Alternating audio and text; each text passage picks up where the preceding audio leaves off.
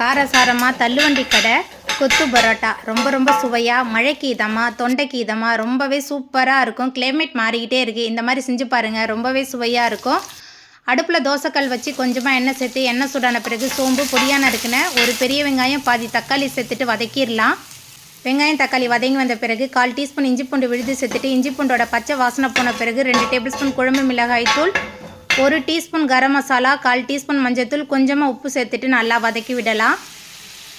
வதங்கி வந்த பிறகு கொஞ்சமாக பரோட்டா எடுத்து பிச்சு தோசைக்கல்லில் சேர்த்துருக்கேன். இது கூடவே கடையில் வாங்கிட்டு வந்திருந்த சால்னா சேர்த்துட்டு நல்லா கலந்துட்டு டக்குன்னு போட்டு நம்ம கொத்தி விட்டுக்கிட்டே இருக்கலாம். கடையில் நம்ம எப்படி வாங்கி சாப்பிடுவோமோ அதே மாதிரி டேஸ்ட்டாக இருக்கும். நல்லா கொத்தி எடுத்த பிறகு இதில் கொஞ்சமாக கருவேப்பிலை, பொடியாக நறுக்குன கொத்தமல்லி சேர்த்துட்டு மறுபடியும் நல்லா கொத்தி விடலாம்.